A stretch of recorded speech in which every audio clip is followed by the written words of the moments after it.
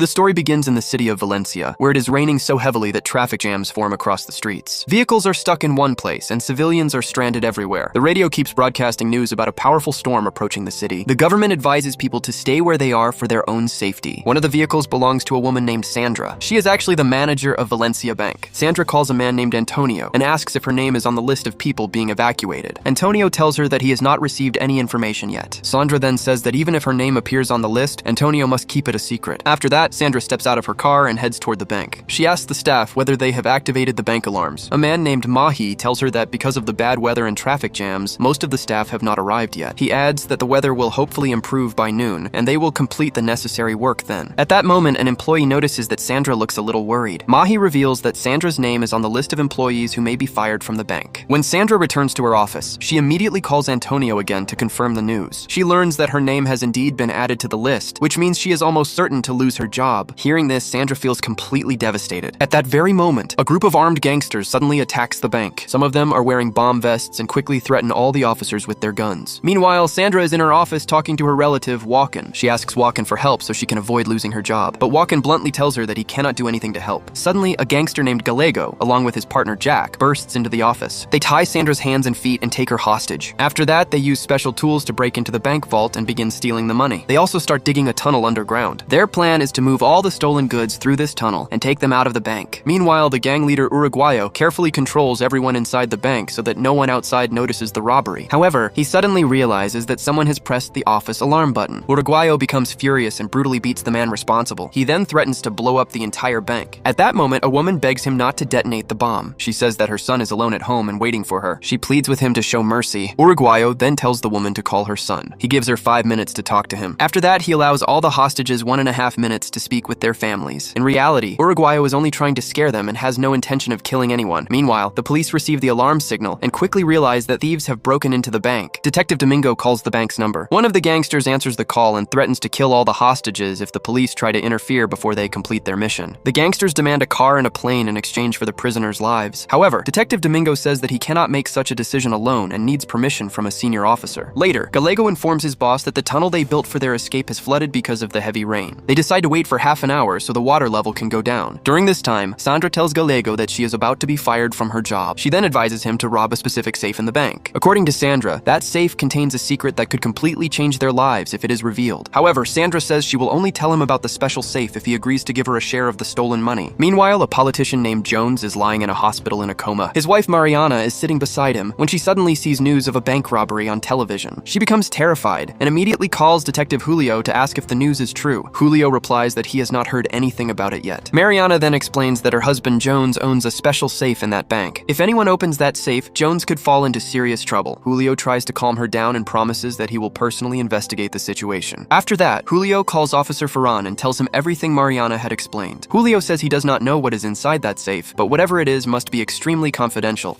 Meanwhile, Sandra shows Gallego a video on a screen. In the video, a man named John can be seen approaching a safety deposit box while holding a hard drive. He is about to store that hard drive inside the safe. Sandra explains that a few years ago, a detective exposed John's fraud, which caused him serious problems. At that time, John's name was being mocked across the entire country. Later, John prepared a letter containing proof of his crimes, and also the names of government officials who had helped him with the scam. All of that information was stored on the hard drive and placed inside the bank's vault. In exchange for revealing the vault number, Gallego gives Sandra some valuable diamonds that he stole from the bank. After receiving the diamonds, Sandra finally reveals the vault number, which is 314. Meanwhile, Uruguayo calls Detective Domingo again and asks him to send food to the bank. Uruguayo also warns him not to poison the food, because he will make the hostages eat it first before he eats it himself. He asks if that is understood. After some time, Gallego notices that the water level inside the tunnel is starting to rise again. He quickly tells his partners that they must complete their mission and escape as soon as possible. Meanwhile, the police completely surround the bank building. The gangsters force several bank employees to wear bomb vests. They warn that the bombs will be detonated if anyone makes even the slightest movement. Gallego then goes to the area where the safety deposit boxes are kept. He tells his partner that John's box is number 314. After hearing this, his partner becomes suspicious. He believes that Gallego might be deceiving them and that he came here only to steal this one specific box. He is about to tell the others that Gallego came for something else. However, Gallego quickly explains that Sandra told him about the box. Even then, the rest of the gang insists that they should immediately enter the tunnel before it floods. All the gang members quickly pick up their bags filled with stolen money and move toward the tunnel. tunnel. They climb down one by one. The last gang member uses a strong rope to pull a table over the tunnel opening, sealing it from above. One of the gangsters then moves toward the end of the tunnel to check if they can swim out through the exit. But within moments, he begins to lose his breath and returns. He tells the others that the water current is too strong for anyone to pass through. Finally, they decide that the only option is to return to the bank. They struggle to push the table away from the opening so they can climb back inside. Meanwhile, the police prepare to enter the bank. Domingo calls Uruguayo and informs him that the food they requested has arrived outside. He tells him that someone needs to open the door to receive it. One of the gangsters goes to open the door. Outside, several police officers are standing near the wall, ready to storm the building. But just as the door opens, the police suddenly receive an order to abort the operation. At the last moment, they are forced to retreat. In reality, government officials who had secretly worked with John are gathered together. They are desperately discussing how to escape this dangerous situation. It is then revealed that one of those officers secretly gave Uruguayo the mission of stealing John's hard drive from the vault in order to protect himself. When Ferran and his team learn about this, they become extremely angry. They realize that the officer made a serious mistake by taking such a huge decision without consulting anyone. To fix the situation, they decide to ask for help from a detective named Paulo. They trust him completely. They assign Detective Paulo the mission of retrieving the hard drive from the gangsters and delivering it to Ferran. Meanwhile, the gangsters believe that as long as they possess Jones's box, they are safe. They think they can use it to blackmail the officials if necessary. When Uruguayo learns that Sandra gave Gallego the number of the box, he immediately suspects something. He realizes that Gallego must have given Sandra something valuable in return. Furious, Uruguayo storms toward the bathroom where Sandra is hiding. He begins banging loudly on the door. When he finally confronts her, Uruguayo loses his temper and attacks Sandra. He demands to know what she received in exchange for revealing the box number.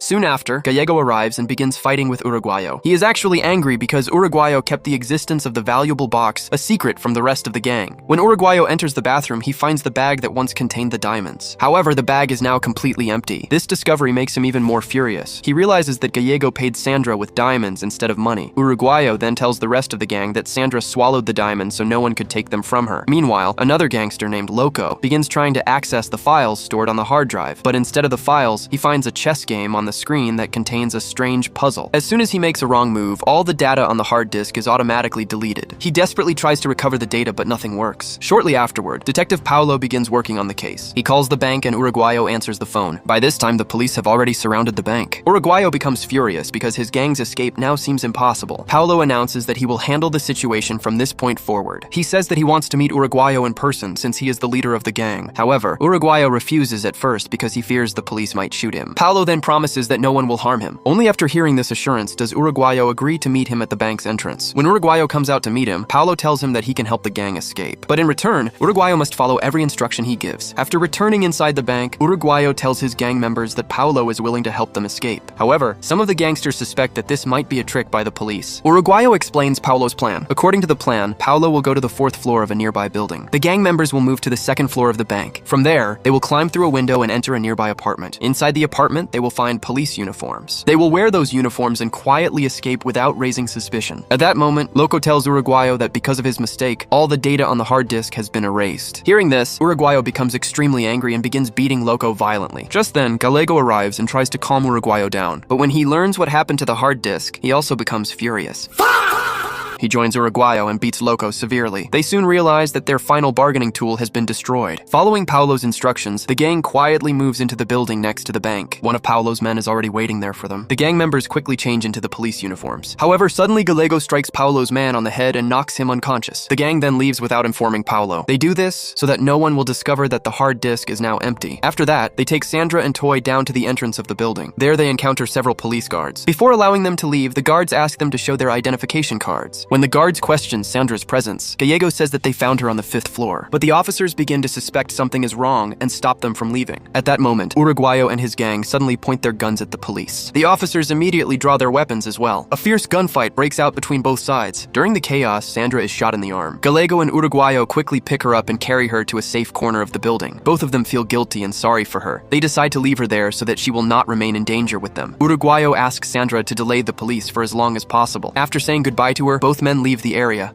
Later, Uruguayo calls Paulo again. Paulo tells him that he will now have to face the consequences of everything he has done. He urges Uruguayo to surrender to the police. However, Uruguayo refuses and says that if he and his companions do not receive a vehicle within 30 minutes, they will begin killing one hostage every 15 minutes. After the call ends, Paulo speaks with Julio and advises him to handle the situation carefully. Paulo explains that this gang is extremely dangerous and has never failed in its plans before. He says their main priority must be saving the hostages and forcing the criminals out of the bank safely. Meanwhile, Uruguayo sits with Gallego in the the safety deposit vault room. Both of them apologize to each other for what happened earlier. They begin sharing their sides of the story. Soon, their tension fades, and they even start laughing together. At the same time, Loco develops feelings for one of the hostages. He gives her a large amount of money from the stolen loot and tells her she can use it to pay off her debts. People say that the money came from the safe of a corrupt politician who had been stealing from ordinary citizens. The girl finally accepts the money, hides it inside her clothes, and quietly leaves the room. Meanwhile, Uruguayo and his gang begin to realize that things are not going according to their original plan. Because of this, Uruguayo comes up with a new idea. Uruguayo calls Paulo and says he wants to speak with a government official. When Paulo asks him the reason, Uruguayo refuses to explain. Instead, he threatens that if his demands are not met, he will release all the data stored on John's hard drive to the entire world. Paulo becomes shocked when he hears this. This is because he himself is one of the corrupt officers who had secretly been involved in John's illegal activities. Julio then calls Ferran and tells him that he should personally resolve the situation by secretly negotiating with Uruguayo's gang. Ferran has no choice but to agree. When Ferran finally meets Uruguayo and Gallego, he offers them a deal. He promises that their prison sentences will be reduced if they hand over the hard disk. However, the gang refuses the offer. They say they want to escape the country with the stolen money and have no intention of going to jail. They also lie by saying that they have already watched the videos stored on the hard disk. They claim those videos show Ferran and several other officials involved in illegal activities. Uruguayo then demands that Ferran quickly arrange a vehicle so they can escape from the bank. Meanwhile, Sandra is shown receiving treatment in a hospital. Ferran's secretary comes to visit her and asks questions about the gang. Sandra reveals the names of several gang members. She also explains that the gangsters do not fully trust each other. Because of this, it would not be very difficult to create conflict among them. Meanwhile, Ferran calls Uruguayo and asks to see the video stored on the hard disk. When Uruguayo refuses, Ferran immediately becomes suspicious. Ferran says that he already knows the truth. He tells Uruguayo that there are no videos on the hard disk. After realizing this, Ferran informs his superior officer about the entire situation. They decide that the best option now is to storm the bank and arrest the gang. Soon, the police break open the bank doors and rush inside. They quickly gather all the prisoners and place them onto a bus. However, a shocking truth is soon revealed. The gang members had secretly exchanged clothes with the hostages. By the time the police realize what has happened, it is already too late. The gangsters have escaped through the tunnel along with all the stolen money. The rain has stopped by then, and the water flow inside the tunnel has slowed down, allowing them to pass through easily. In the end, the entire gang successfully escapes the country and begins a new life somewhere else. If you enjoyed this video, please like it and subscribe to the channel. See you again in the next video.